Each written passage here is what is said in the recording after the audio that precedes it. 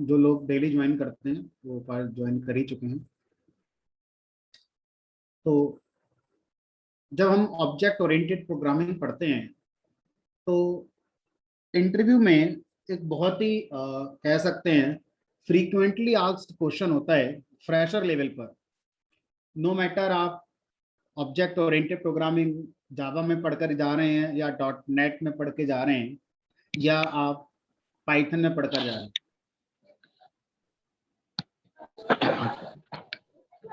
Hello. हाँ जी आशीष बताइए। Hello sir. बताइए सर बताइए। मेरे पास बेटी में बीमार हो गया था बीच में। तो हाँ सर एक एक तो फंक्शन थी सर मेरी, और एक से 5 लाख थी सर मेरी।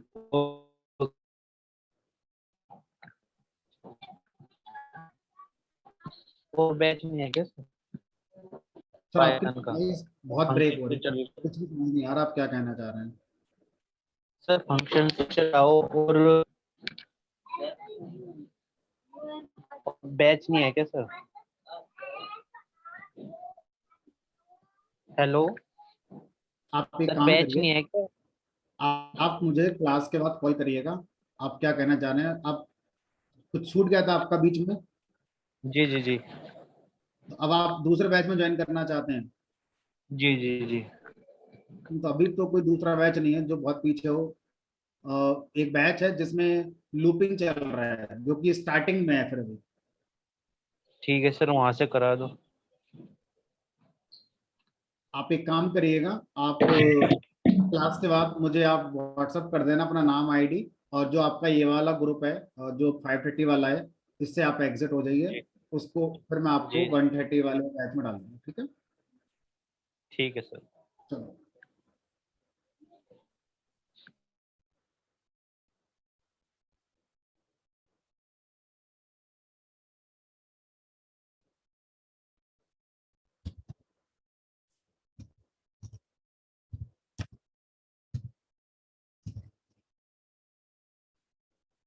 चलिए, तो मैं आपसे कह रहा था कि ऑब्जेक्ट ओरिएंटेड प्रोग्रामिंग पर एक बहुत ही फ्रीक्वेंटली आस्क्ड क्वेश्चन है जो इंटरव्यू के अंदर पूछा जाता है, वो ये difference between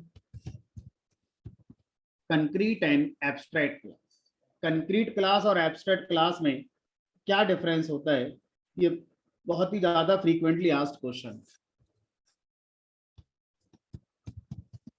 concrete class versus abstract class.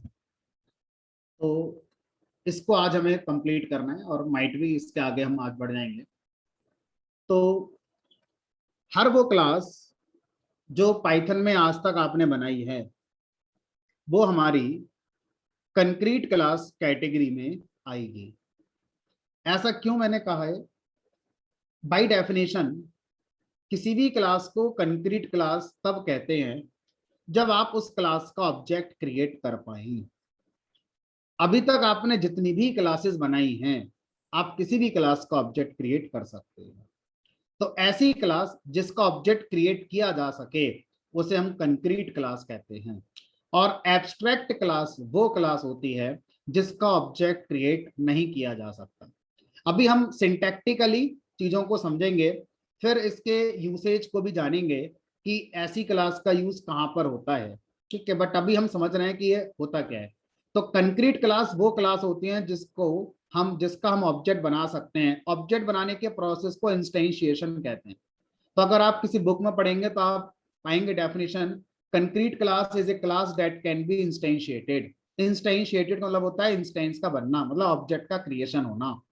और abstract class is a class that can not be instantiated, जिसको आप इंस्टेंशिएट नहीं कर सकते। इंस्टेंशिएट का मतलब होता है जिसका आप ऑब्जेक्ट क्रिएट नहीं कर सकते। ऐसी क्लास को एब्स्ट्रैक्ट क्लास कहते हैं। बाय डिफॉल्ट पाइथन में हर क्लास जो आज तक आप बनाते आए हैं वो हमारी कंक्रीट क्लास है, उसका आप ऑब्जेक्ट क्रिएट कर सकते हैं। अब एब्स्ट्रैक्ट क्लास कैसे बनाई जाती है वो आज हमें सीखना है। फिर इसको किस तरह की सिचुएशन में यूज करा जाता है वो भी हम लोग सीखेंगे।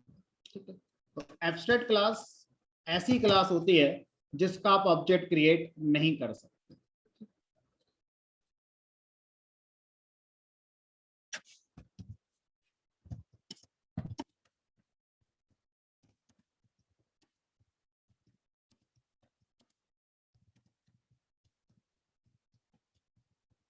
That cannot be instantiated.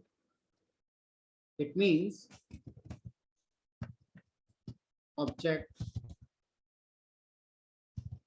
creation is not ऐसी क्लास जिसका ऑब्जेक्ट क्रिएशन अलाउड ना हो, तो ऐसी क्लास को हम क्या बोलते हैं? ऐसी क्लास को हम लोग एब्स्ट्रैक्ट क्लास कहते हैं। अब कैसे बनाई जाए, क्या चीजें हैं जो आपको फॉलो करना होगा? तो मैं सिंपल सी एक क्लास बना देता हूं और इस क्लास का नाम है टेस्ट। अब इस टेस्ट क्लास को मैं चाहता हूं एब्स्ट्रैक्ट क्लास बनाया जाए। तो किसी भी क्लास को एब्स्ट्रैक्ट क्लास बनाने के लिए आपको दो चीजें करनी होती हैं। अगर वो दो चीजें आपकी क्लास में हैं तो आपकी क्लास क्वालिफाई होती है एब्स्ट्रैक्ट क्लास के लिए, अदरवाइज आपकी क्लास कंक्रीट ही रहेगी। वो दो चीजें कौन सी हैं उसकी बात करते हैं। सबसे पहले इस क्लास की पेरेंट क्लास एबीसी होनी चाहिए। एबीसी क्या है? एबीसी नाम की एक पाइथन की प्री डिफाइंड क्लास होती है। उस क्लास को इसे अपना पेरेंट बनाना होगा। ठीक है, तो यहां पर क्लास टेस्ट में क्या लिखने वाले हैं हम लोग? एबीसी लिखने वाले हैं। और दूसरा काम क्या अभी करेंगे? और दूसरा काम क्या करना है? दूसरा काम, इस क्लास के अंदर एक एब्स्ट्रैक्ट मेथड आपको बनाकर आना पड़ेगा। कम से कम एक मेथड एब्स्ट्रैक्ट बनाकर आना पड़ेगा। अभी एब्स्ट्रैक्ट मेथड क्या होता है पढ़ेंगे अभी, तो पहले एक एक करके समझते हैं। सबसे पहले इस क्लास की पेरेंट क्लास हमें एबीसी करनी है। अब जो एबीसी नाम की क्लास है ये पाइथन के एक मॉड्यूल में होती है। तो पहले मुझे उस मॉड्यूल को इंपोर्ट करना होगा जिस मॉड्यूल में एबीसी नाम की क्लास होती है। तो उस मॉड्यूल को इंपोर्ट करते हैं या उस मॉड्यूल के अंदर से सीधे क्लास को इंपोर्ट कर लेते हैं। तो लिखा मैंने फ्रॉम एबीसी, एबीसी नाम का पाइथन का एक मॉड्यूल है, इंपोर्ट कैप्स में एबीसी। तो जब मॉड्यूल का नाम एबीसी है तो वो लोअर केस में लिखा हुआ है, और जो एबीसी मॉड्यूल के अंदर क्लास है वो कैप्स में, capital A, capital B, capital सी।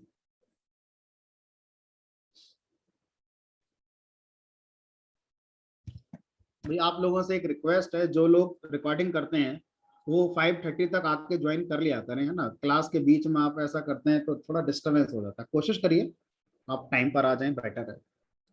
ठीक है, तो फ्रॉम एबीसी ये हमारा मॉड्यूल हो गया, और एबीसी मॉड्यूल के अंदर हमारे पास क्लास हो गई और क्लास का नाम भी कैपिटल एबीसी है। तो इस एबीसी को अगर हम कोई फुल फॉर्म पूछे कि क्या है, तो हम बोलते हैं एब्स्ट्रैक्ट बेस क्लास।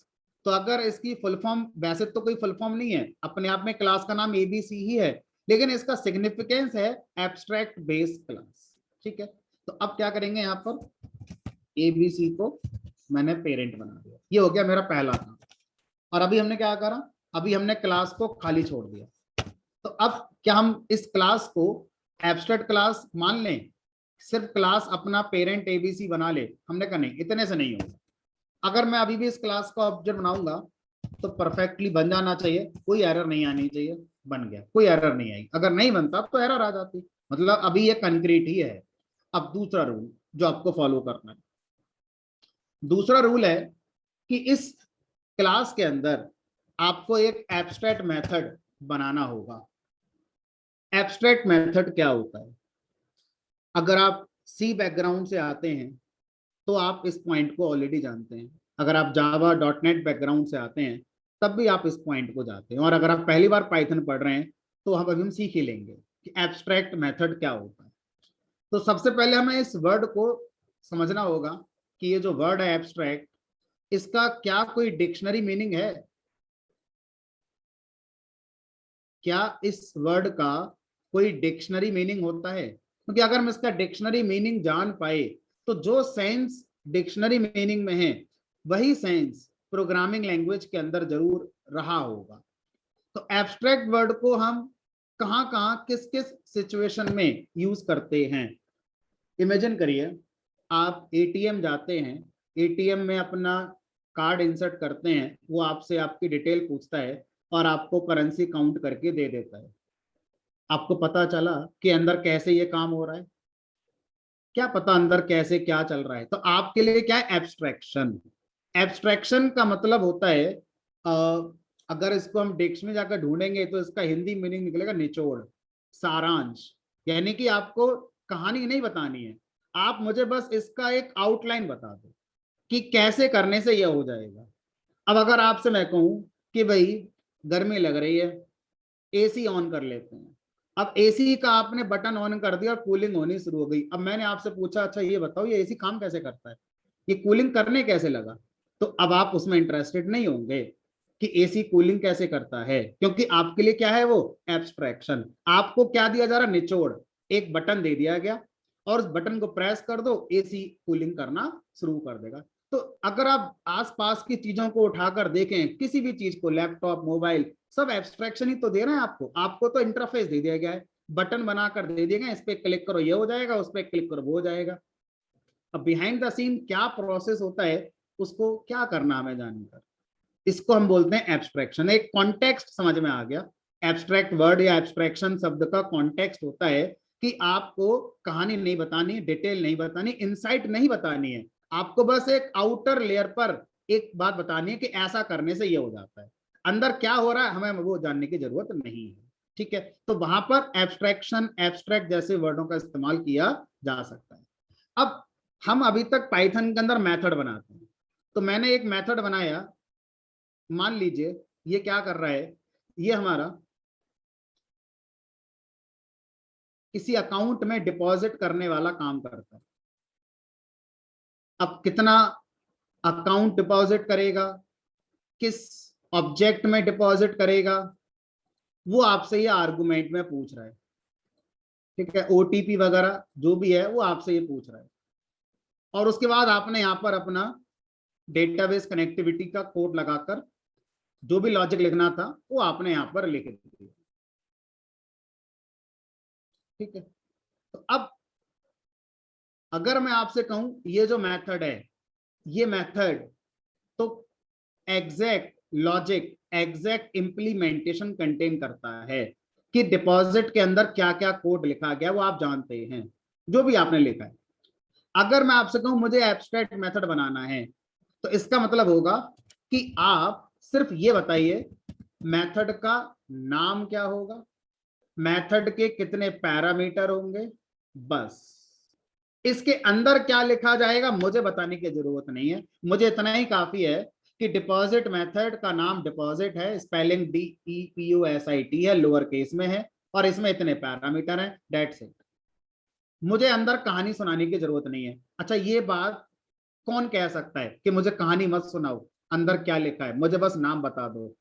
मैं अपना एक प्रोग्राम बना रहा हूं, आपने एक प्रोग्राम बनाया जिसमें आपने डिपॉजिट मेथड को डिफाइन किया, और मैं आपके प्रोग्राम को पेन ड्राइव में कॉपी करके अपने लैपटॉप पर ले आया। अब मैं अपने प्रोग्राम में डिपॉजिट मेथड कॉल करना चाहता हूं, तो मेरे लिए तो इतना ही काफी है कि नाम क्या है, पैरामीटर क्या है, स्पेलिंग क्या है। अब मैं इस बात को जानकर क्या करूंगा कि आपने इसके अंदर क्या कोड लिखा है, जो भी लिखा होगा चल जाएगा, मेरा आउटपुट मिल जाएगा। मुझे तो कॉल करना है, और कॉल करने वाले को नाम, उसके पैरामीटर, ये सब चीजें पता होनी चाहिए। ठीक है, तो इसका मतलब क्या हुआ, इसका मतलब ये हुआ कि अगर मैं किसी भी मेथड को बनाते समय, किसी भी मेथड को बनाते समय सिर्फ ये बताऊं कि उसका नाम ये है, उसके पैरामीटर ये हैं, और उसके अंदर की डेफिनेशन उससे हटा लूं, डेफिनेशन उसमें रखूं ही ना, तो ऐसे मेथड को पाइथन में या किसी भी ऑब्जेक्ट ओरिएंटेड प्रोग्रामिंग लैंग्वेज में क्या कहा जाता है, एब्स्ट्रैक्ट मेथड। इसी बात को C++ वाले क्या बोलते हैं, फंक्शन प्रोटोटाइप। याद करो अपना फर्स्ट सेमेस्टर कॉलेज लाइफ का, जब आपने कोई अपने यूजर डिफाइंड फंक्शन बनाने शुरू करे होंगे, तो मेन के ऊपर आप क्या बताते थे, जो जो फंक्शन आप बनाने वाले हो उनका प्रोटोटाइप बताते थे कि नाम ये है, पैरामीटर इस टाइप के होंगे, ये दूसरा फंक्शन है उसका प्रोटोटाइप ये है। अब फिर इन फंक्शंस को आप अपने प्रोग्राम में क्या करते थे, एज इट इज इम्प्लीमेंट करते थे। तो कायदे से अगर मैं देखूं तो एब्स्ट्रैक्शन तो हम सी लैंग्वेज से पढ़ते ही आ रहे हैं। सी में जब भी कोई फंक्शन बनाया जाता था यूजर डिफाइन वाला, तो पहले आप उसका प्रोटोटाइप बताते थे मेन के ऊपर, फिर आप उसकी डेफिनेशन देते थे। क्यों?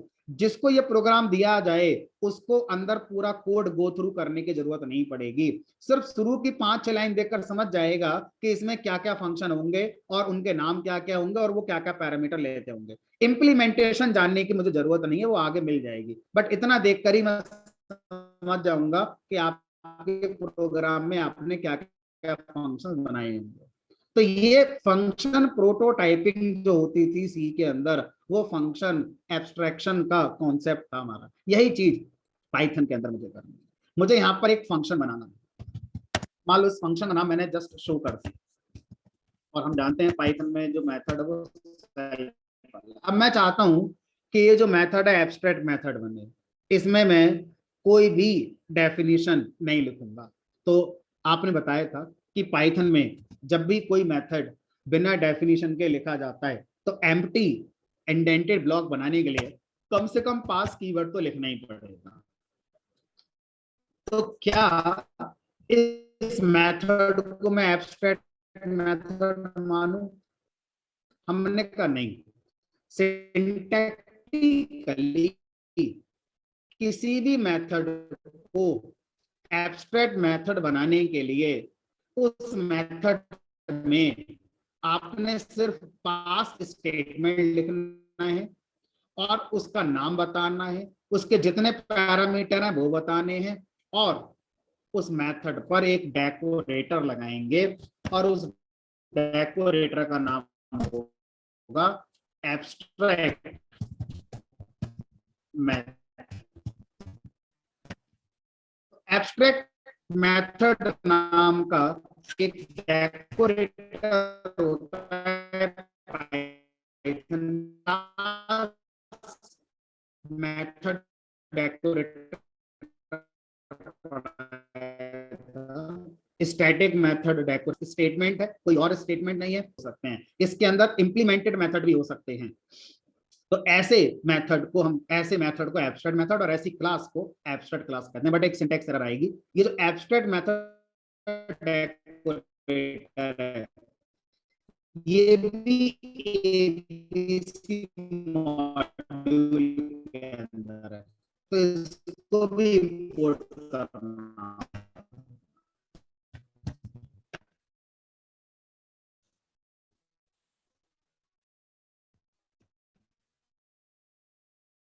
मैं ऑब्जेक्ट बनाता हूँ तो बनेगा। क्लास कैसी हो गई मेरी, एब्स्ट्रैक्ट हो गई, जिसका इंस्टेंस क्रिएट नहीं किया जा सकता।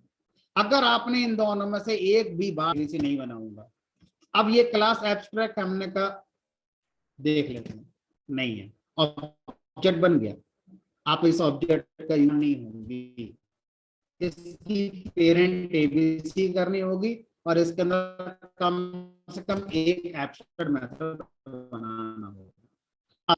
क्या एब्स्ट्रैक्ट क्लास में इंप्लीमेंटेड मेथड हो सकते हैं?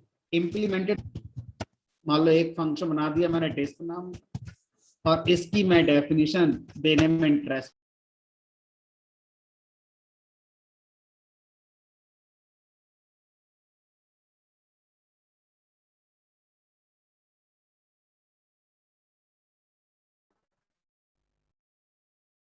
फाइन। तो अगर आपसे कोई पूछता है कि क्या आपकी एब्स्ट्रैक्ट क्लास के अंदर, जो आपकी एब्स्ट्रैक्ट क्लास है, क्या इसके अंदर हमारे इम्प्लीमेंटेड मेथड हो सकते हैं? तो बाय डिफॉल्ट जितने मेथड हमने अब तक पढ़े हैं वो सब इम्प्लीमेंटेड मेथड कहलाते हैं, ठीक है, जिसमें आप अपना प्रॉपर लॉजिक लिख सकते हैं। तो आपने एक सिंपल आंसर है यस। अगर आपसे ये कोई कह दे ये इंस्टेंस मेथड है और इंस्टेंस ऑब्जेक्ट बनाना पड़ेगा, लेकिन आप क्लास का ऑब्जेक्ट बना नहीं पाएंगे, एरर आ जाएगी। अगर आप ऑब्जेक्ट नहीं बना पाएंगे तो फिर ये मेथड तो इंप्लीमेंटेड है, इसको तो चल जाना चाहिए, इसको तो आप यूज कर पाए, बट ये नहीं हो पाएगा। क्या किया जाएगा यहाँ पर?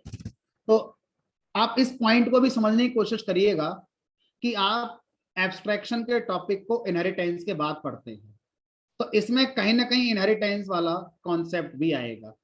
तो एब्स्ट्रैक्ट क्लास के अंदर हम एब्स्ट्रैक्ट मेथड भी बना सकते हैं और इंप्लीमेंटेड मेथड भी बना सकते हैं। एब्स्ट्रैक्ट क्लास का ऑब्जेक्ट क्रिएट नहीं होता। एब्स्ट्रैक्ट क्लास को बनाने के लिए दो रूल आपको ध्यान रखने होंगे। पहला rule, abstract class ABC class को अपना पेरेंट बनाएगी। दूसरा रूल, एब्स्ट्रैक्ट क्लास कम से कम एक मेथड एब्स्ट्रैक्ट जरूर रखेगी, 2 रख ले 3 रख ले, लेकिन कम से कम एक मेथड एब्स्ट्रैक्ट जरूर होगा। उसके अलावा वो इंप्लीमेंटेड मेथड भी अगर रखना चाहती है तो रख सकती है, कोई प्रॉब्लम नहीं है। ठीक है, एबीसी पेरेंट क्लास और एब्स्ट्रैक्ट मेथड डेकोरेटर ये बाय डिफॉल्ट अवेलेबल नहीं है, ये एबीसी नाम के एक मॉड्यूल में होते हैं। तो पहले एबीसी मॉड्यूल से इन दोनों चीजों को आपको इंपोर्ट करना पड़ेगा। कर दिया, अब आगे चलते हैं और इस क्वेश्चन के आंसर की तरफ बढ़ते हैं कि डिस्प मेथड को अगर चलाना हो तो कैसे चलाएं। तो अब इनहेरिटेंस का कॉन्सेप्ट आता है कि एब्स्ट्रैक्ट क्लास की चाइल्ड क्लास आप बनाएंगे। मैंने एक क्लास बनाई, इस क्लास का नाम कर दिया मान लीजिए अदर, कोई भी नाम दे दीजिए। और जो अदर क्लास है, अदर क्लास पेरेंट बनाएगी टेस्ट क्लास के लिए, बना दिया। अब अगर कोई भी क्लास अपनी पेरेंट क्लास एक एब्स्ट्रैक्ट क्लास को बनाती है तो उस चाइल्ड क्लास को, हमारे वाले एग्जांपल में अदर क्लास ने टेस्ट क्लास जो कि एक एब्स्ट्रैक्ट क्लास है इसको पेरेंट बनाया है। तो रूल क्या कहता है कि इस चाइल्ड क्लास को इस एब्स्ट्रैक्ट क्लास का एब्स्ट्रैक्शन खत्म करना होगा। एब्स्ट्रैक्शन खत्म करना होगा का मतलब है इस एब्स्ट्रैक्ट क्लास में जितने भी एब्स्ट्रैक्ट मेथड हैं उनको ओवरराइड करना, उनको ओवरराइड करके डेफिनेशन देना। अगर अदर क्लास ऐसा नहीं करती है, सिर्फ ये सोचती है कि टेस्ट क्लास में डिस्प मेथड तो इंप्लीमेंटेड है, उसको इनहेरिट कर लेते हैं और अपने ऑब्जेक्ट से डिस्प मेथड को चला देते हैं, तो ऐसा सोचना गलत होगा। डिस्प मेथड मिलेगा अदर क्लास को, कोई डाउट नहीं है इसमें, लेकिन अगर ये पेरेंट है तो क्या ये इनहेरिट नहीं होगा? क्या शो मेथड जो अभी एब्स्ट्रैक्ट मेथड था टेस्ट क्लास का, अगर अदर क्लास चाइल्ड है टेस्ट की तो क्या ये मेथड कॉपी नहीं हो गया होगा अदर क्लास में? आप यही क्यों सोच रहे हैं कि जो मेरे काम का है वही इनहेरिट होगा, जो काम का नहीं है वो भी तो इनहेरिट होगा? क्योंकि आप इनहेरिटेंस कर रहे हैं और इनहेरिटेंस का मतलब हो गया कि इस पेरेंट क्लास में जो भी है वो सब इनहेरिट होगा। तो फिर अदर क्लास के अंदर इनडायरेक्टली ना चाहते हुए भी एक एब्स्ट्रैक्ट मेथड आ गया, कौन सा वाला? शो वाला। इसका मतलब क्या हुआ कि अदर क्लास अपने आप में एक एब्स्ट्रैक्ट क्लास हो गई, क्योंकि अदर की पेरेंट एबीसी है। इनडायरेक्टली एबीसी कैसे पेरेंट है? अदर का पेरेंट है टेस्ट, टेस्ट का पेरेंट है एबीसी। तो जाने अनजाने में अदर क्लास एब्स्ट्रैक्ट क्लास की प्रॉपर्टीज को फॉलो करने लगी, क्योंकि इसका पेरेंट भी एबीसी हो गया इनडायरेक्टली और इसके अंदर भी एक एब्स्ट्रैक्ट मेथड आ गया। अगर किसी क्लास में ये दो बातें होती हैं, अभी सीखा है कि वो क्लास क्या कहलाती है? एब्स्ट्रैक्ट क्लास कहलाती है। तो जाने अनजाने में अदर क्लास भी क्या हो गई? एब्स्ट्रैक्ट क्लास हो गई। अब अगर आपके मन में यह था कि मैं डिस्क को एग्जीक्यूट करा लूंगा, अदर में इनहेरिट वो हो गया होगा अदर का ऑब्जेक्ट बनाकर, तो अदर का ऑब्जेक्ट भी नहीं बनेगा, अदर क्लास भी एब्स्ट्रैक्ट क्लास हो गई है। Can not instantiate abstract class other. क्यों? क्योंकि इसके अंदर क्या है? एक एब्स्ट्रैक्ट मेथड बैठा हुआ है जिसका नाम है शो। जब तक आप एब्स्ट्रैक्शन खत्म नहीं कर देते टेस्ट क्लास का, कौन करेगा खत्म? चाइल्ड क्लास करेगी। कैसे करेगी? जितने एब्स्ट्रैक्ट मेथड हैं उनको ओवरराइड करना ही होगा।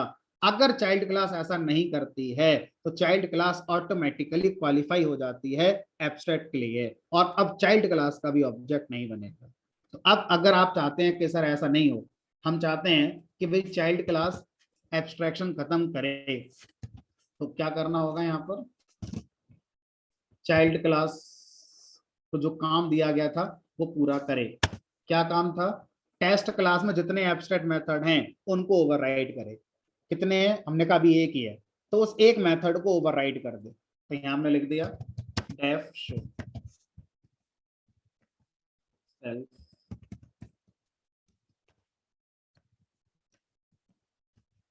लिख दिया मान लो तो जस्ट अभी सिंटैक्स सीख रहे हैं, मीनिंगफुल कोड कोई नहीं है अभी। तो अब अदर क्लास में कोई भी मेथड ऐसा नहीं है जो एब्स्ट्रैक्ट रह गया हो। अब ये क्लास कंक्रीट क्लास कैटेगरी में आ गई, इसमें कोई भी मेथड ऐसा नहीं है जो हमारा अनइम्प्लीमेंटेड हो। ठीक है, तो यहां पर अगर मैं अदर क्लास का ऑब्जेक्ट बनाऊंगा तो ये परफेक्टली बन जाएगा, तो ये एरर नहीं। और इसके ऑब्जेक्ट पर मैं शो मेथड भी कॉल कर सकता हूं और डिस्क भी मैं कॉल कर सकता हूं। अब देखो, अगर अदर क्लास चाहे तो डिस्क मेथड को ओवरराइड नहीं कर सकती, हमने कहा वो ऑप्शनल है, अदर क्लास के मन के ऊपर है, अगर वो ऐसा चाहे तो करे, चाहे तो ऐसा ना करे। लेकिन जो एब्स्ट्रैक्ट मेथड हैं उनको तो मजबूरी है, करना ही होगा आपको ओवरराइड, फोर्स है कि आपको करना ही होगा।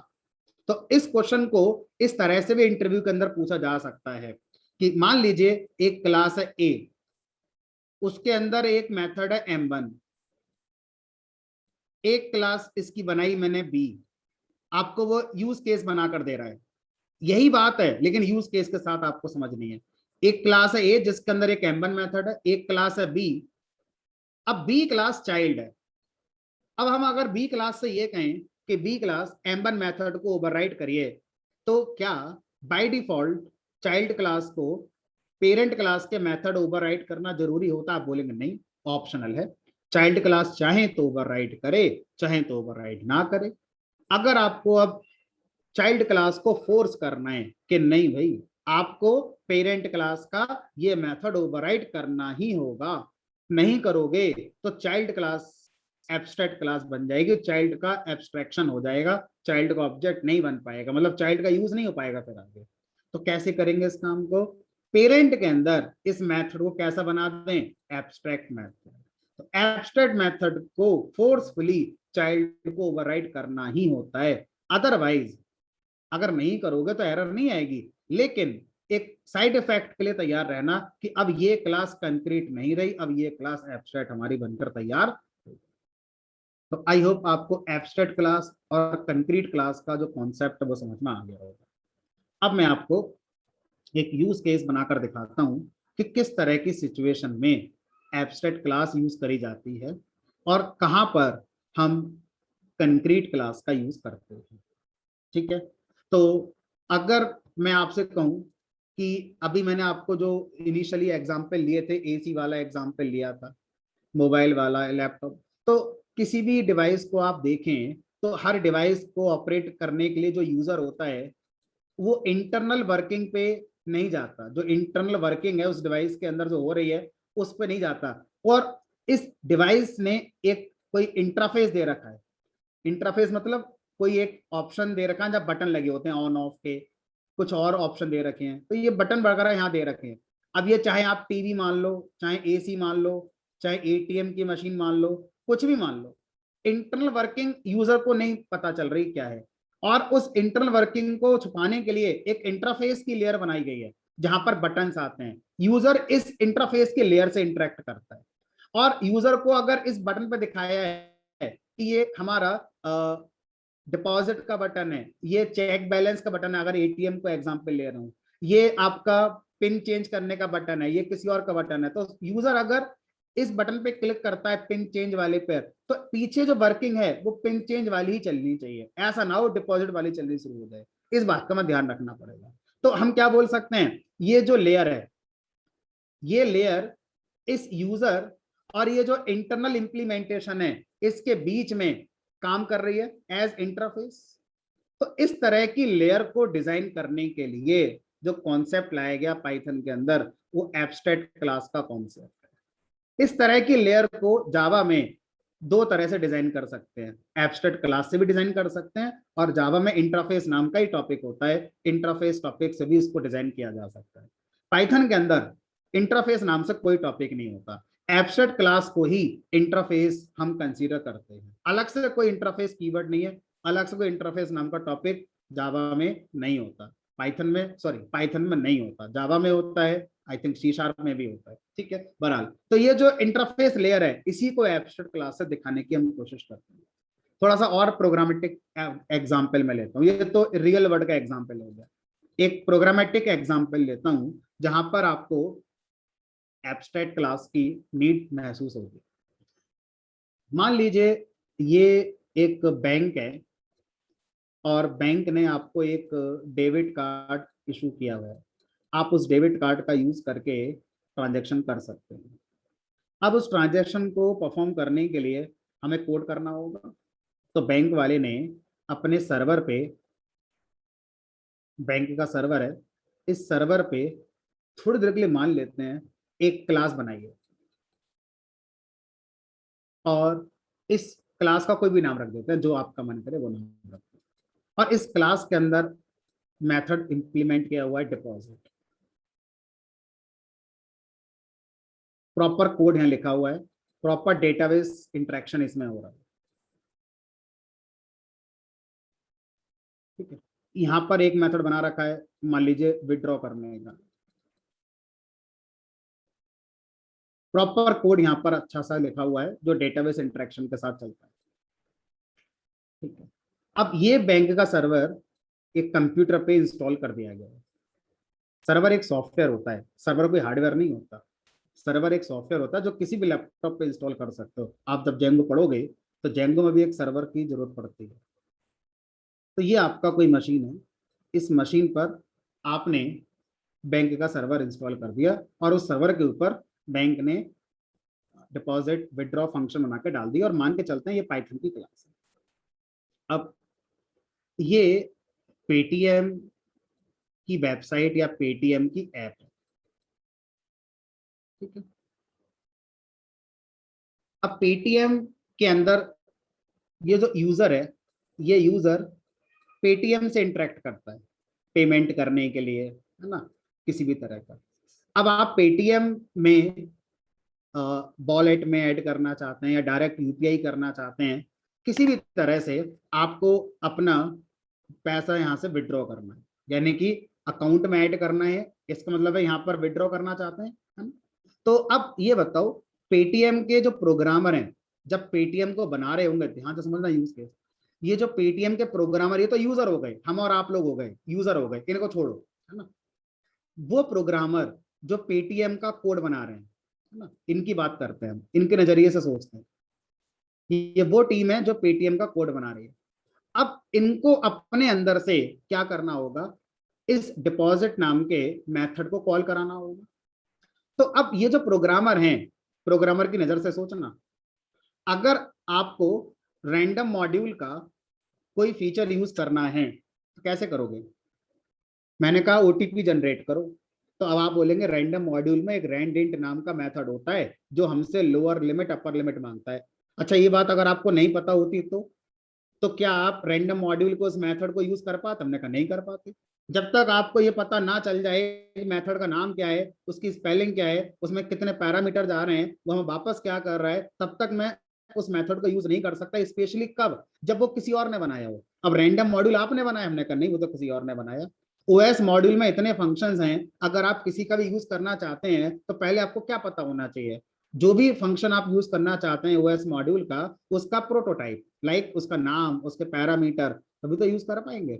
अब अगर ये जो पेटीएम के प्रोग्रामर हैं वो यही कह रहे हैं, वो कह रहे हैं कि हमें डिपॉजिट मेथड कॉल करना है अपने प्रोग्राम के अंदर से। मान लीजिए पेटीएम का ये प्रोग्राम लिखा जा रहा है, ये प्रोग्राम अपने अंदर से क्या करेगा, अपने अंदर से इस डिपॉजिट नाम के मेथड को कॉल करेगा।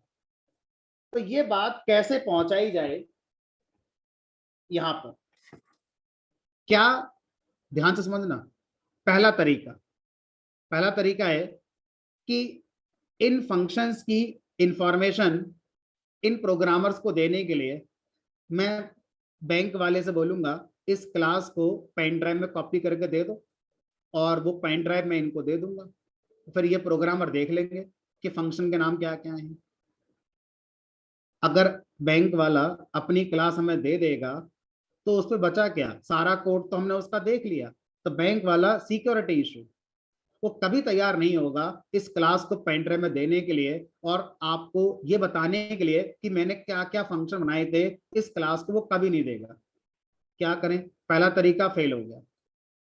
मुझे यहां से इस क्लास के फंक्शन कॉल करने हैं, प्रोग्रामर को पता ही नहीं है ना क्या है क्या नहीं है।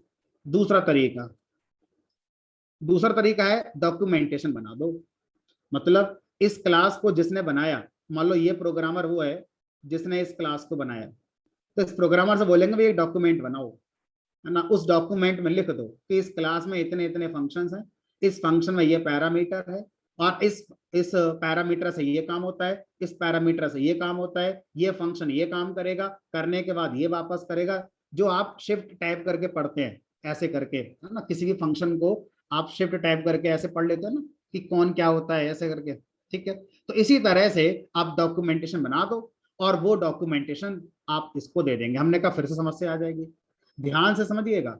आप शिफ्ट टैब दबा के किसी भी मेथड का डॉक्यूमेंटेशन तब पढ़ सकते हैं जब वो मेथड आपके लैपटॉप पे हो, वो क्लास आपके लैपटॉप पर हो। वो क्लास ही तो नहीं है मेरे पास। तो आप अगर डॉक्यूमेंटेशन बनवा भी लेंगे इस प्रोग्रामर से, तो ये जो शिफ्ट टैब करके डॉक्यूमेंटेशन आप पढ़ लेते हो, ये किसके काम के लिए है? उन प्रोग्रामर के काम के लिए जो इसी मशीन पर बैठे हैं, सर्वर की मशीन पर बैठे हैं, उनके पास ये क्लास है, वो शिफ्ट टैब दबा के डॉक्यूमेंटेशन देख सकते हैं। तो सर ये डॉक्यूमेंटेशन वाला तरीका भी फेल हो गया। सोचिए अगर कोई क्लास आपके लैपटॉप पे नहीं है तो क्या शिफ्ट टैब काम कर जाएगा? क्या उसका डॉक्यूमेंटेशन आप देख लोगे? मतलब ही नहीं है। फिर तो एक ही तरीका बचता है कि सर पीपीटी में लिख कर दे दो, अलग से एक पीपीटी बनाओ और उस पीपीटी में लिख कर दे दो कि क्लास का नाम ये है, फंक्शन का नाम ये है, वगैरह वगैरह। अब जो पीपीटी आप बता रहे हो या अदर मीन्स नोटपैड पे लिख कर दे दो या किसी भी तरह से व्हाट्सअप कर दो, अनप्रोफेशनल वेज हो गए, ये रिलायबल नहीं होंगे। अगर मान लो कुछ स्पेलिंग मिस्टेक हो गई बनाते समय लिखते समय, कौन रेस्पॉन्सिबल होगा? कि फंक्शन का नाम मैंने ये वाला बोलेगा कि आपने जो पीपीटी दी है, जो नोटपैड फाइल भेजी है, उसमें नाम ये लिखे हुए हैं, ये बोलेगा नहीं मैंने तो कुछ और बनाया है। तो इस बीच में कौन पढ़ेगा कि ये कौन सही है, ये वाला प्रोग्रामर सही है या ये वाला प्रोग्रामर सही है? तो ये अनऑफिशियल अनप्रोफेशनल वे है कि सर्वर पे जो क्लास रन हो रही है उसके बारे में आप क्लाइंट प्रोग्राम को बता रहे हैं एक पीपीटी बनाकर, वर्ड पैड बनाकर या एक नोटपैड फाइल बनाकर। नहीं, ये कोई तरीका नहीं है। तो करें क्या? ये क्लास आप देना नहीं चाह रहे हो, क्यों दें भाई? हजारों यहाँ पर प्रोग्रामर लगे हैं, लाखों रुपए लगे हैं मेरे बैंक के सर्वर पर ये क्लास बनाने के, मैं कैसे इस क्लास को किसी को दे दूं? सबका डेटा यहाँ रखा हुआ है, हजारों कस्टमर का डेटा यहाँ रखा हुआ है, कैसे मैं ये क्लास किसी को पेन ड्राइव में कॉपी करके दे दूं? तो प्रॉब्लम का सॉल्यूशन क्या है? वही जो आज पढ़ रहे हो आप। क्या करो, आप इस क्लास को मत दो हमें, कोई बात नहीं। एक काम करो, यहाँ पर ये जो प्रोग्रामर बैठा है ना, इससे बोलेंगे इस क्लास का प्रोटोटाइप बना दो। मतलब एक डमी क्लास बनाकर दे दो जो हूबहू इसी की तरह हो, लेकिन उसमें कोई इंप्लीमेंटेशन ना हो। आप इंप्लीमेंटेशन तो नहीं दिखाना चाह रहे हो हमारे लिए, लेकिन ये तो बता दोगे ना कि मेथड का नाम क्या है, पैरामीटर क्या है। हमने कहा ये बता देंगे। तो अब हम इस प्रोग्रामर से क्या बोलेंगे जिसने एक क्लास बनाई कि भाई ये क्लास और बना दो, इसकी जैसी हूबहू इसकी नकल बना दो, उसके अंदर वही मेथड का नाम लिख दो जो यहाँ पर था।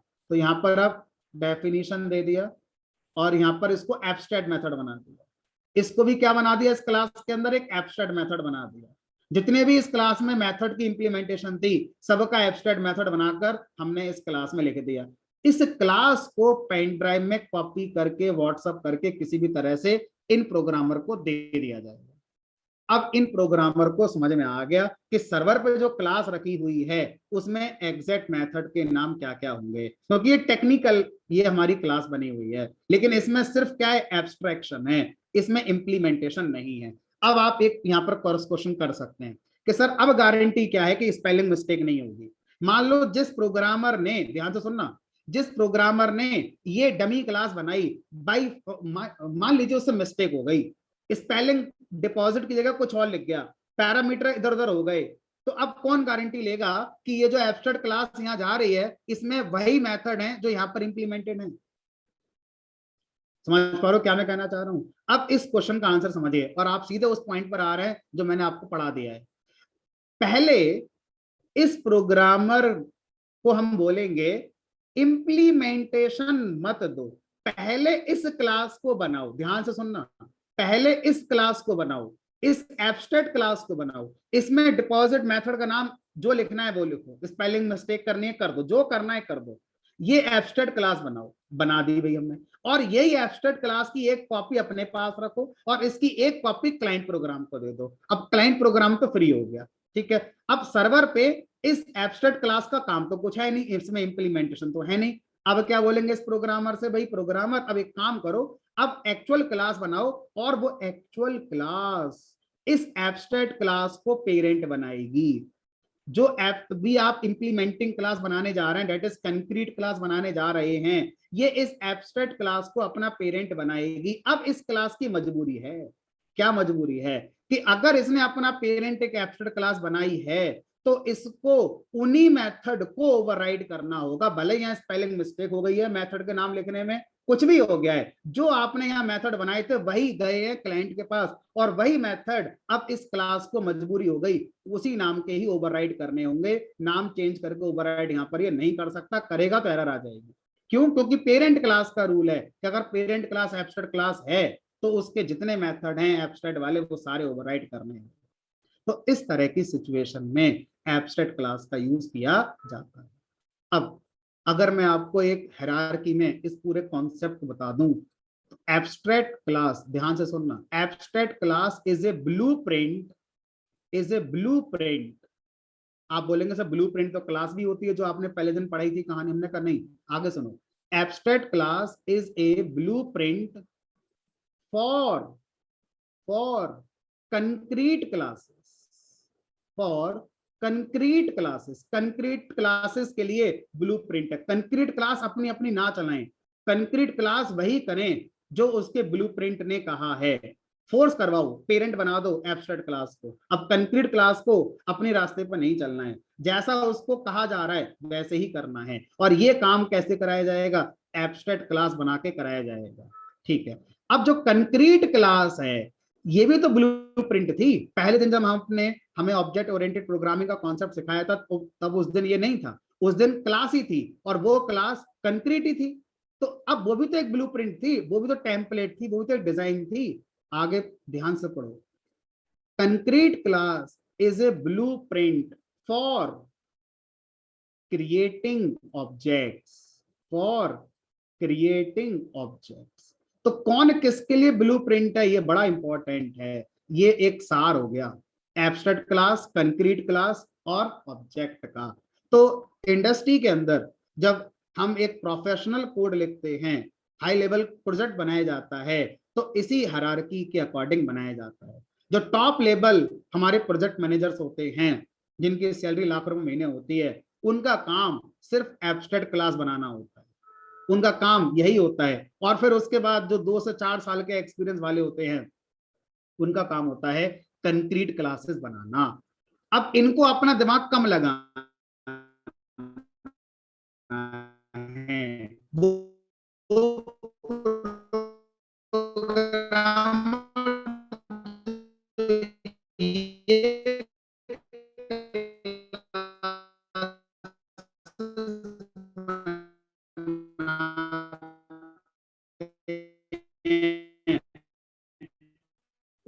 उनको अपना दिमाग कम लगाना है। क्यों? क्योंकि इनको तो भाई करना है जो एब्स्ट्रैक्ट क्लास ने इनको फोर्स करने के लिए कह दिया है। क्योंकि ये जितनी भी कंक्रीट क्लासेस बनाई जाएंगी इन सब का पेरेंट कोई ना कोई एब्स्ट्रैक्ट क्लास, ठीक है। तो अब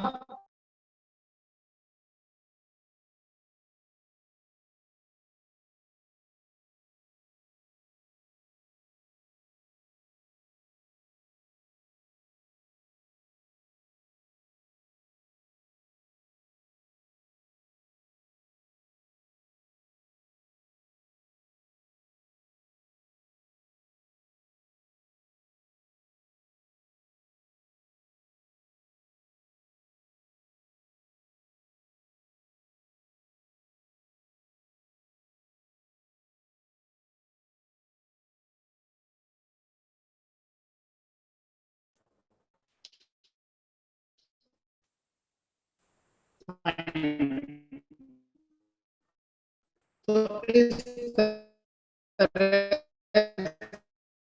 से abstract class is a blueprint for creating concrete classes. Concrete class या ordinary class is a blueprint for creating object. तो इस तरह से ये हमारी कहानी तैयार होती है। अब इस कोड को मैं थोड़ा सा इंप्लीमेंट करके बताता हूं।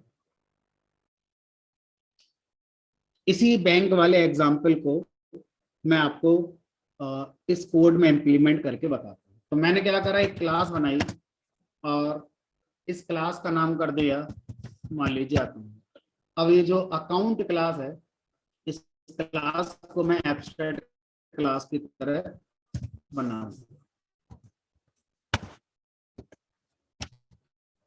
और इसके अंदर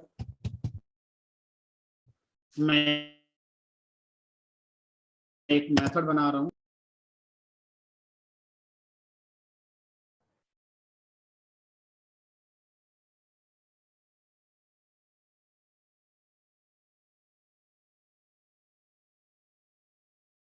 तो थोड़ा सा नेटवर्क का आई थिंक इशू हो रहा है। चलिए, तो अकाउंट क्लास बनाई। अकाउंट क्लास के अंदर मैंने एक डिपॉजिट नाम का एब्स्ट्रैक्ट मेथड बना दिया विद 2 पैरामीटर्स, और यहाँ पर एक मेथड और बना दिया विड्रॉ सेल्फ और एएमटी, और इसको भी मैंने क्या बना दिया, एब्स्ट्रैक्ट मेथड बना दिया, और यहाँ पर मैंने कर दिया। अब ये एक अकाउंट क्लास बन गई जो एक ब्लूप्रिंट है। किसके लिए? वो सारी क्लासेस जो इस अकाउंट के अकॉर्डिंग बनाई जाएंगी। तो मान लीजिए मैं एक क्लास बनाता हूं और इस क्लास का नाम करता हूं सेविंग अकाउंट। सोचिए, किसी भी बैंक में सेविंग अकाउंट जब ओपन होगा तो सेविंग अकाउंट में डिपॉजिट और विड्रॉ ही ऑपरेशन होंगे।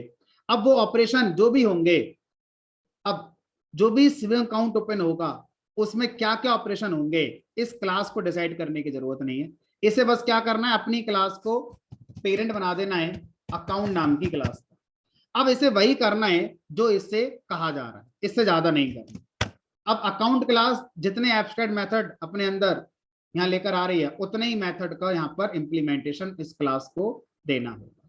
तो यहाँ पर अब मैं डिपॉजिट मेथड का इंप्लीमेंटेशन दे देता हूँ। अभी जस्ट एक छोटा सा कोड हम लिख रहे हैं।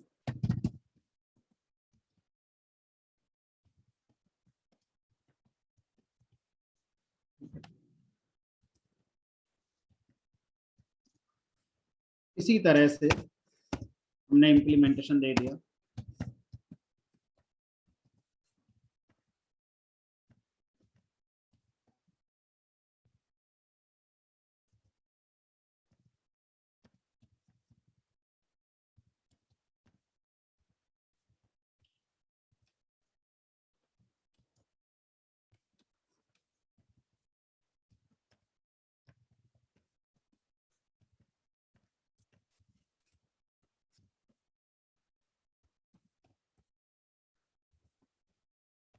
अब ये बन गई सेविंग अकाउंट क्लास।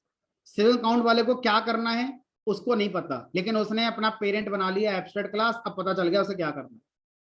अब कल को मान लीजिए हमें एक नया अकाउंट खोलना है, जनधन अकाउंट। अब जनधन अकाउंट जब खोलना होगा तो उसमें क्या होना चाहिए, ऑलरेडी इस अकाउंट इंटरफेस में बता दिया गया है।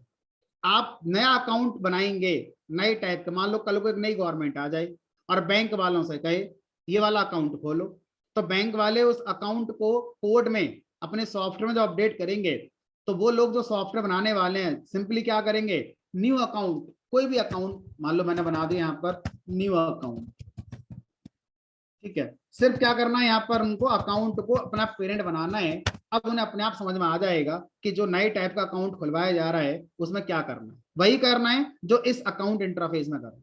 तो हम ऐसा भी समझ सकते हैं एब्स्ट्रैक्ट क्लास, अगर हमारे पास किसी भी चीज के लेकर मल्टीपल इंप्लीमेंटेशन हैं तो उन मल्टीपल इंप्लीमेंटेशन के स्टैंडर्ड को बनाने के लिए हम क्या करते हैं, एक एब्स्ट्रैक्ट क्लास बना देते हैं। फिर सुनेंगे, ये वाला जब आप वेब सर्विसेज वगैरह कभी पढ़ते हैं वेब डेवलपमेंट में, ये वाला लाइन वहां यूज होता है।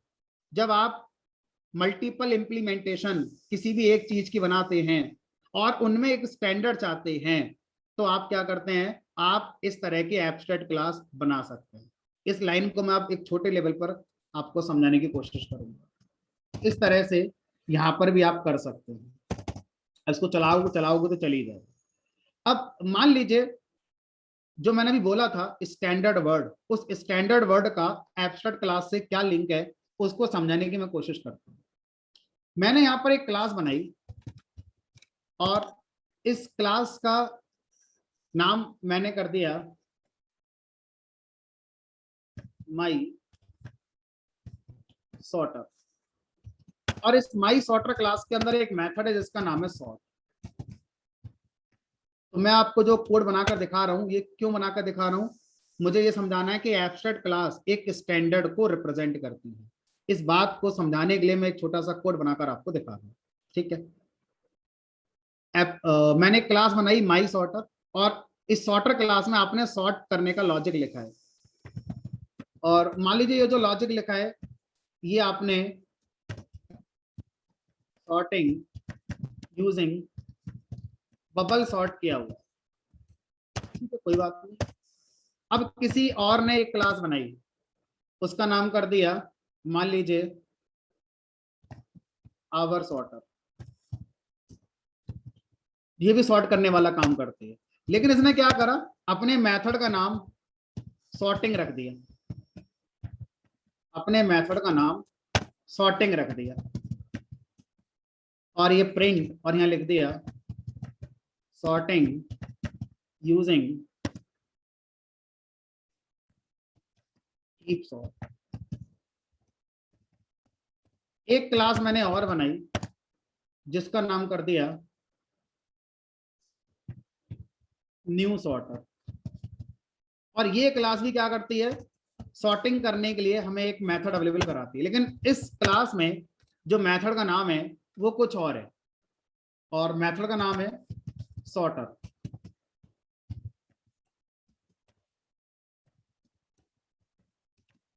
और इस क्लास ने सॉर्टर मेथड की जो इंप्लीमेंटेशन दे रखी है, मान लीजिए वो किसी और एल्गो का यूज करके दे रखी है, सॉर्टिंग यूजिंग, मान लीजिए मैंने यहां पे कर दिया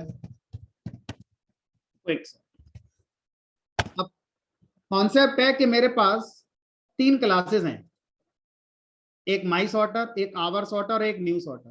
तीनों क्लासेस एक ही पर्पस के लिए बनाई गई हैं। इन तीनों क्लासेस के अंदर एक मेथड रखा गया है जो सॉर्टिंग करने वाला काम करता है। फर्क यह है कि पहले वाली क्लास का sorting method bubble sort technique का यूज करता है, दूसरे वाले का हीप सॉर्ट यूज करता है, तीसरे वाले का क्विक सॉर्ट यूज करता है। अब इन तीनों क्लासेस को बनाने के बाद यहां पर मुझे एक कोड लिखना है, और वो कोड ये है कि आप एक लिस्ट बनाएंगे। बड़ा ध्यान से समझना, पॉइंट पर आने वाले हैं।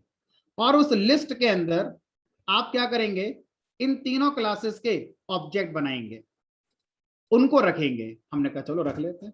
तो मैंने एक ओवन ऑब्जेक्ट बनाया, या मान लो मैंने S1 मतलब सॉर्टर 1, और ये माई सॉर्टर क्लास का ऑब्जेक्ट। मैंने S2 बनाया, और ये मेरा मान लीजिए आवर सॉर्टर क्लास का ऑब्जेक्ट। S3 बनाया, और ये न्यू सॉर्टर क्लास का ऑब्जेक्ट। अब मैंने इन ऑब्जेक्ट को उठाकर लिस्ट में रख दिया, S1, S2, S3, एक लिस्ट बनाई, और इस लिस्ट के अंदर ये तीनों हमने यहां पर रख दिए। यार ये कोई टाइम है पूछने का, क्या पढ़ा रहा हूं, तुम्हारे दिमाग में क्या चल रहा होगा, क्या तुम पूछ रहे हो यार।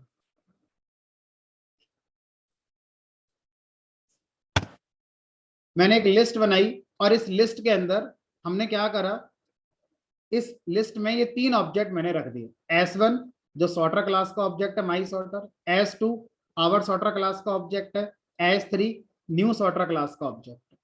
ठीक, अब मैं एक लूप लगाऊंगा फॉर S इन लिस्ट, और मैं ये चाहता हूं कि इस लूप के थ्रू जब मैं लिस्ट को ट्रैवर्स करूं तो इस लिस्ट के अंदर से ऑब्जेक्ट निकलेंगे। S1 ऑब्जेक्ट निकलेगा जो है माई सॉर्टर क्लास का, S2 ऑब्जेक्ट निकलेगा आवर सॉर्टर क्लास का, S3 ऑब्जेक्ट निकलेगा न्यू सॉर्टर क्लास का। क्या मैं यहां पर S डॉट करके कोई मेथड लिख पाऊं कि ये लूप जब चले तो जितने भी सॉर्टिंग क्लास के मेथड्स हैं उन सबको करा दे कॉल? कैसे करा देगा? सोचिए, जब लूप पहली बार चलेगा तो S में S1 आएगा। S1 किस क्लास का ऑब्जेक्ट है? माई सॉर्टर क्लास का ऑब्जेक्ट है। माई सॉर्टर क्लास में नाम क्या है? सॉर्ट। बढ़िया, चल गया। अब लूप दोबारा चला, इस लिस्ट में अगला ऑब्जेक्ट कौन था? आवर सॉर्टर क्लास का ऑब्जेक्ट था। अब S2 S में आया, अब S डॉट सॉर्ट, इस बार S कौन है? इस बार S आवर सॉर्टर क्लास का ऑब्जेक्ट है। क्या आवर सॉर्टर क्लास ऑब्जेक्ट में क्या सॉर्ट मेथड? हमने कहा नहीं, वहां तो सॉर्टिंग नाम का मेथड है, फेल हो गया। ये लाइन फेल हो जाएगी कब? जब ये दूसरा ऑब्जेक्ट ट्रेवर्स करेगा लूप। तीसरे की तो बात ही खत्म हो गई। मुझे क्या करना है? मुझे इस मेथड को इस तरह से बनाना है कि ये कॉल एक ही बार लिखी जाए और ये कोड अलग अलग इंप्लीमेंटेशन एस में आती जाए, उनको चलाता चला जाए।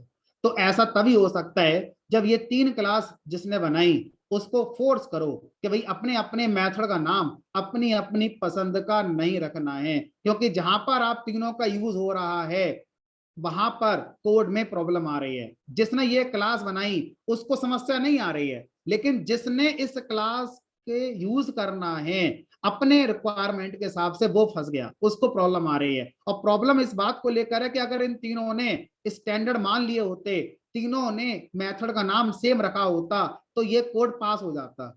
अब इन तीनों को मैं कैसे फोर्स करूं कि तीनों लोग इसी नाम के मेथड बनाना?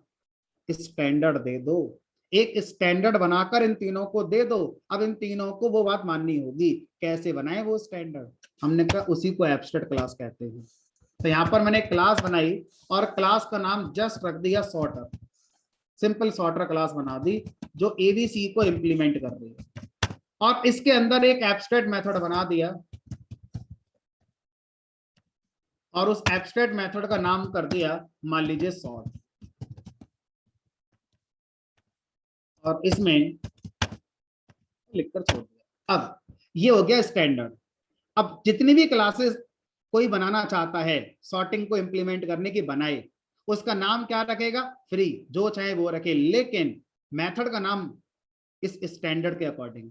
ये जो कह रहा है वो मानो। कैसे माने, फोर्स कैसे करें? जितनी भी सॉर्टिंग वाली क्लासेस बनेंगी बस एक काम करना, उनका पेरेंट इस सॉर्टर क्लास को करा देना, बाकी काम ये सॉर्टर क्लास खुद करा लेगी। अब अगर किसी क्लास का पेरेंट एब्स्ट्रैक्ट क्लास होती है तो भी पढ़ा था सिंटैक्टिकली कि उस क्लास को पेरेंट क्लास के जितने भी एब्स्ट्रैक्ट मेथड है उनको ओवरराइड करना होगा। अब इसकी मजबूरी है कि सॉर्ट मेथड ही लिखेगा, इसने लिखा हुआ है। यही काम अगर मैं यहां करा दूं तो अब इसकी मजबूरी है कि भले ही अपने नाम के मेथड बना ले लेकिन सॉर्ट नाम का तो जरूर बनाएगा, क्योंकि पेरेंट के अंदर ये आ रहा है। तो अब ये अपने वाले मेथड का नाम सॉर्टिंग से हटाकर मजबूरी में क्या रखेगा? सॉर्ट ही रखेगा। सेम कहानी यहाँ पर, और यहाँ भी ऐसे ही करना होगा। अब देखो ये ऐसा करते ही जिसने ये कोड बनाया चल पड़ा ये कोड। एक मेथड कॉल अलग अलग इंप्लीमेंटेशन दे रही है डिपेंडिंग ऑन द कॉन्टेक्स्ट कि ये जो एस है वो अब किस क्लास का ऑब्जेक्ट रिप्रेजेंट कर रहा है। इसी बात को पॉलीमॉर्फिज्म भी कहा जाता है कि ये पॉलीमॉर्फिज्म है। ये भी एक पॉलीमॉर्फिज्म का इंप्लीमेंटेशन है। जावा प्रोग्रामिंग लैंग्वेज में यही इंप्लीमेंटेशन को पॉलीमॉर्फिज्म कहा गया है। ठीक है, हम पाइथन के अंदर ऑलरेडी पॉलीमॉर्फिज्म पढ़कर आ चुके हैं और ये वाला कोड भी पॉलीमॉर्फिज्म को रिप्रेजेंट कर रहा है, यानी कि एब्स्ट्रैक्शन कहीं ना कहीं पॉलीमॉर्फिज्म को फोर्सफुली कराने का एक तरीका भी हो जाता है। वन नेम मैनी फॉर्म, एक ही नाम है मेथड का सॉर्ट, फॉर्म अलग अलग हैं। पहली फॉर्म में ये बबल सॉर्ट बन गया, अगली कॉल पे ये हीप सॉर्ट बन गया, और यही मेथड अगली बार क्विक सॉर्ट बन गया। वन नेम मैनी फॉर्म, यही तो है और क्या पॉलीमॉर्फिज्म। तो ये भी एक पॉलीमॉर्फिज्म का तरीका। चलिए, तो ये हमारा एब्स्ट्रैक्शन वाली कहानी पूरी हो जाती है। क्या हमारा एब्स्ट्रैक्शन होता है? हाँ जी, कोई क्वेश्चन किसी का है? कोई पूछना चाहता है तो पूछ सकते हैं। मुझे काफी देर हो गई बोलते हुए। आप लोग पूछो भाई, कुछ पूछना हो तो। सर इसमें इनहेरिटेंस यूज हुआ है ना? एग्जैक्टली, तो सर जब इनहेरिटेंस यूज करेंगे तो सर जब चाइल्ड क्लास का जब बनेगा तो उसमें अपना भी तो कोई ऑब्जेक्ट डाल सकते हैं सर एक्स्ट्रा। हाँ, बिल्कुल डाल सकते हैं, तो फिर अलाउड तो है। सर एब्स्ट्रैक्ट क्लास की चाइल्ड जो बनेगी वो चाइल्ड अपने नए मेथड सकती है, लेकिन अब आप बोलेंगे वो कैसे चलेंगे, मान लो किसी ने दिया किसी ने नहीं दिया, तो जिसने ये कोड लिखा है उसको हम वही मेथड बताएंगे। हमने पेन ड्राइव में कॉपी करके क्या दिया होगा, इंटरफेस ये दिया होगा ना, कॉल क्लाइंट के लिए है। उसको क्या पता चला होगा, उसको पता चला होगा सिर्फ ये। Okay sir.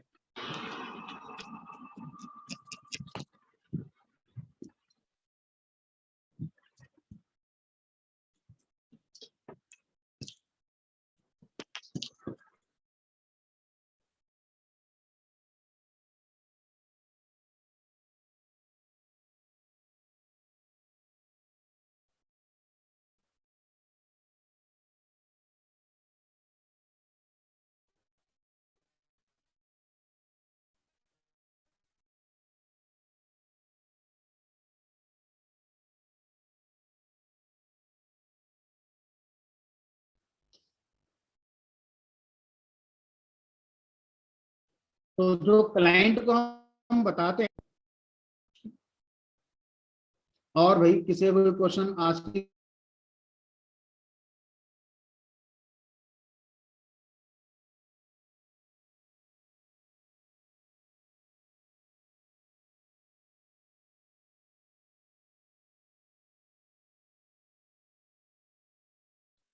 Hello hello.